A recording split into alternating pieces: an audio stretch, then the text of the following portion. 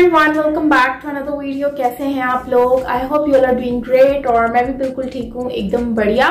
तो कर्ण जो है, सूर्यपुत्र कर्ण, उन्होंने राम कृष्ण जी जो है उनसे क्या आखिरी वक्त में बातें की और उनसे पूछा कि मेरी क्या गलती है, और उस पर कृष्ण जी ने क्या आंसर किया, वो आज के इस वीडियो में हम देखेंगे। ओरिजिनल वीडियो का लिंक आपको मिल जाएगा नीचे डिस्क्रिप्शन में, सो आप वहां से देख सकते हैं। और अगर मेरे चैनल पर न्यू है तो जल्दी से सब्सक्राइब कर लें, बेल आइकन को ऑल नोटिफिकेशन पे प्रेस कर लें ताकि सारे वीडियोस आपको मिलते रहें। दानवीर सूर्यपुत्र कर्ण ने भगवान श्री कृष्ण से रोते हुए पूछा कि आखिर मेरा क्या दोष था। उसके बाद भगवान श्री कृष्ण ने क्या उत्तर दिया, आप देख रहे हैं मिस्टीरियस हिंदू। चलिए अब करते हैं ज्ञान की बात। वीडियो में आगे बढ़ने से पहले चैनल को सब्सक्राइब अवश्य करें और बेल आइकन जरूर दबाएं। दानवीर सूर्यपुत्र कर्ण महाभारत का एक ऐसा वीर योद्धा जिसकी गाथाएं आज तक प्रचलित हैं। जल्दी से आगे बढ़ते हैं और जानते हैं उस क्षण के बारे में जब भगवान श्री कृष्ण और कर्ण के बीच संवाद हो रहा था। ऐसे में सूर्यपुत्र कर्ण ने कृष्ण जी से पूछा, मेरा जन्म होते ही मेरी मां ने मुझे त्याग दिया, क्या अवैध संतान होना मेरा दोष था? द्रोणाचार्य ने मुझे सिखाया नहीं क्योंकि मैं क्षत्रिय पुत्र नहीं था। परशुराम जी के पास गया तो उन्होंने मुझे सिखाया। जब मैंने उनसे शिक्षा प्राप्त कर ली और उन्हें मेरी सच्चाई के बारे में पता चला तो उन्होंने मुझे श्राप दे दिया। जिस वक्त मुझे उस विद्या की सर्वाधिक आवश्यकता होगी मुझे उसका विस्मरण हो जाएगा, क्योंकि उनके अनुसार मैं क्षत्रिय नहीं था। केवल संयोगवश एक गाय को मेरा बाण लगा, उसके स्वामी ने मुझे श्राप दे दिया, जबकि मेरा कोई दोष नहीं था। द्रौपदी के स्वयंवर में भी मेरा खूब अपमान किया गया, मुझे सोतपुत्र कहा गया। माता कुंती ने मुझे आखिर में मेरे जन्म का रहस्य बताया और उस समय भी उन्होंने मुझसे दान में अपने बेटों को बचाने के लिए कहा। जो कुछ भी मुझे प्राप्त हुआ वो मुझे दुर्योधन से ही प्राप्त हुआ, तो अगर मैं उसकी तरफ से लड़ा तो मैं गलत कहाँ हूं हे वासुदेव? ऐसे में भगवान श्री कृष्ण ने उत्तर दिया, हे राधे, मेरा जन्म कारागार में हुआ। जन्म से पहले ही मृत्यु मेरी प्रतीक्षा में घात लगाए बैठी थी। जिस रात मेरा जन्म हुआ उसी रात में माता पिता से दूर कर दिया गया। मेरे मामा कंस मुझे मारना चाहते थे। तुम्हारा बचपन खड़ग, रथ, घोड़े, धनुष और बाणों के बीच उनकी ध्वनि सुनते हुए बीता है। मुझे तो ग्वाले की गौशाला मिली, गोबर मिला और खड़ा होकर जब चल भी पाया उससे पहले ही कई प्राणघात हमले मुझे झेलने पड़े। उन राक्षसों से लड़ना पड़ा जिन्हें खुद मेरे मामा ने मुझे मारने के लिए भेजा था। कोई सेना नहीं, कोई शिक्षा नहीं, लोगों से ताने ही मिले कि उनकी समस्याओं का कारण मैं हूं। तुम्हारे गुरु जब तुम्हारे शौर्य की तारीफ कर रहे थे, मुझे उस उम्र में कोई शिक्षा ही नहीं मिली। जब मैं 16 वर्षों का हुआ तब कहीं जाकर ऋषि सांदीपन के गुरुकुल में पहुंचा।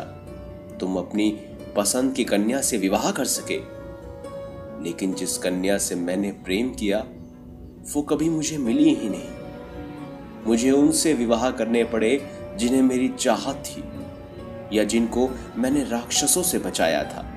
मेरे पूरे समाज को यमुना के किनारे से हटाकर एक दूर समुद्र के किनारे में बसना पड़ा।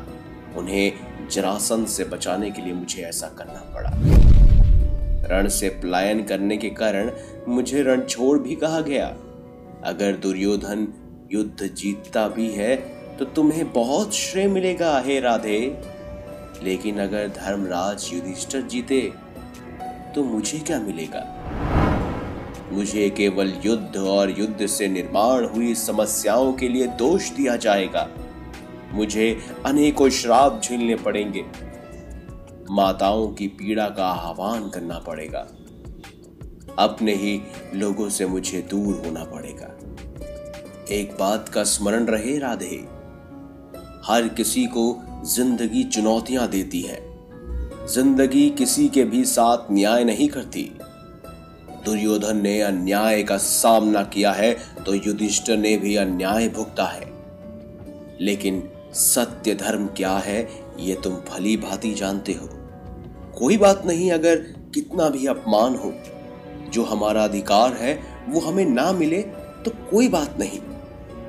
लेकिन महत्व इस बात का है कि तुम उस समय उस संकट का सामना कैसे करते हो। और अगर तुम उस संकट का सामना कर लेते तो आज ये दिन देखने को नहीं मिलता राधे।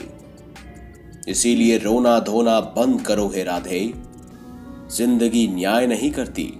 इसका मतलब ये नहीं होता कि तुम्हें अधर्म के पथ पर चलने की अनुमति दी जाए।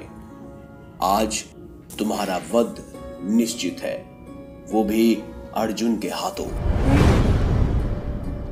ऐसे में कर्ण ने दोबारा श्री कृष्ण से प्रश्न किया, मैं मृत्यु के लिए तैयार हूं, लेकिन मेरे सामर्थ्य का क्या?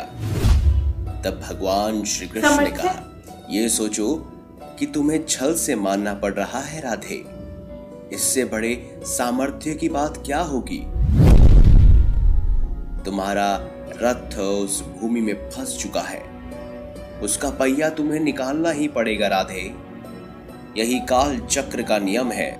और उसी समय छल पूर्वक अर्जुन को अंजलि अस्त्र से तुम्हारा वध करना ही होगा राधे। यहीं से धर्म की नींव रखी जाएगी और धर्म के लिए यह सब करना पड़ेगा राधे। इसीलिए अब जितना भी तुमने रोना धोना था वो सब बंद करो। तुम्हारा सामर्थ्य दुनिया जानती है और आने वाले युगों तक तुम्हारा नाम हर किसी की जुबान पर रहेगा।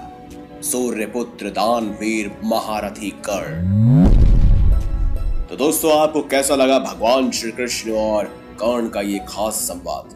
वीडियो अगर अच्छी लगी है तो लाइक कीजिए, चैनल को सब्सक्राइब कीजिए और ज्यादा से ज्यादा शेयर भी कीजिए। मिलेंगे अगली बार एक नई खास वीडियो के साथ। तब तक के लिए देखते रहिए संपूर्ण ज्ञान का केंद्र बिंदु, मिस्टीरियस हिंदू।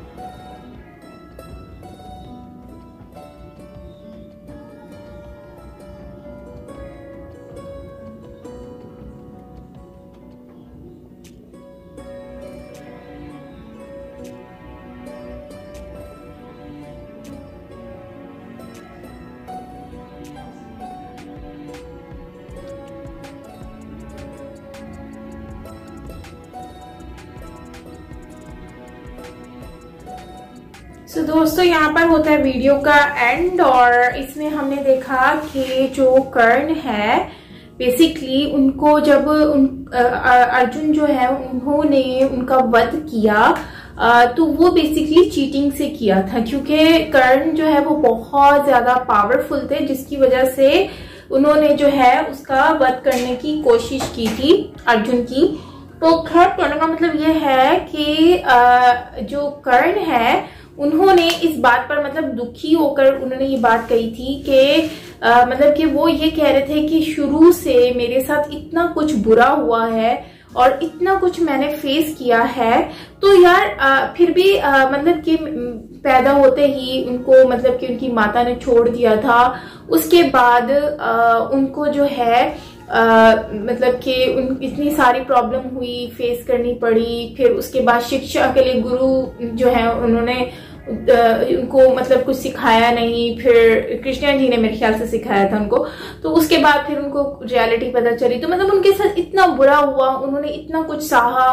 तो उसके बाद भी अगर फिर उसके बाद उन्होंने जो है दुर्योधन का साथ दिया, मतलब दुर्योधन तो नेगेटिव रोल है ना, अगर दुर्योधन गलत कर रहा है, उसने इतना कुछ गलत किया, तो वो उन्होंने कर्ण उसका साथ दिया क्योंकि दुर्योधन ने ज्ञान दिया, सब कुछ दिया।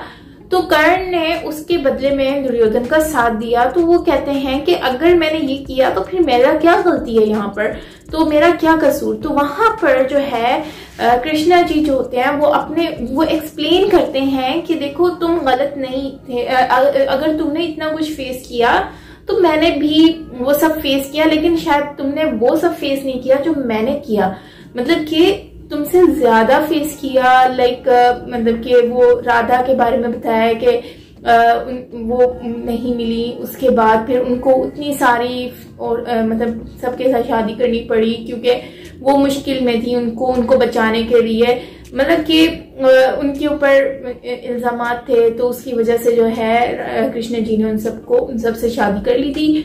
तो खैर कहने का मतलब ये कि जो उन्होंने चाहा वो उनको मिला नहीं, लेकिन उन्होंने दूसरों को बचाने के लिए, उनको सेव करने के लिए उन्होंने उनको अपना लिया। तो कहने का मतलब यह है कि उन्होंने अपने बारे में सारा एक्सप्लेन किया, क्या क्या प्रॉब्लम हुई और दुर्योधन से दूर होने से मतलब ये सब कुछ के कर्ण को क्या फायदा हो सकता है इस युद्ध से। लेकिन कृष्णा जी कहते हैं कि मुझे इससे कोई फायदा नहीं है। तो मतलब ये चीजें अगर देखो तो फिर तुम्हारा ये रोना बनता नहीं है, तुम लेकिन गलत को गलत ही कहोगे। तो इसका मतलब सिंपल सा यहाँ पर मुझे यही समझ आया है कि कृष्ण जी कहते हैं कि तुम गलत कर रहे हो ना, तो गलत का नतीजा फिर गलती होता है, सही का नतीजा सही होता है। तो तुम जो कर रहे हो वो गलत है और जो सही है उसको सही बोलो, ठीक है। तो तुमने गलत किया, उसकी तुम्हें सजा जरूर मिलेगी, तो इस चीज को एक्सेप्ट करो और तुम्हारा वध भी होगा, और वो भी अर्जुन के हाथों।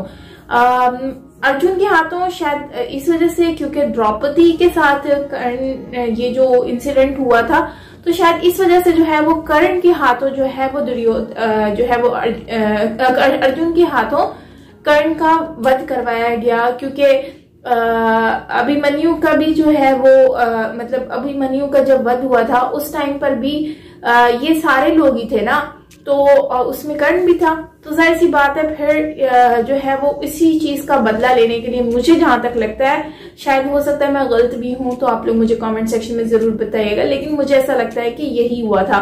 खैर गाइस, ये था हमारा आज का वीडियो और मेरा क्वेश्चन ये है कि कर्ण को मारने की क्यों कोशिश की गई।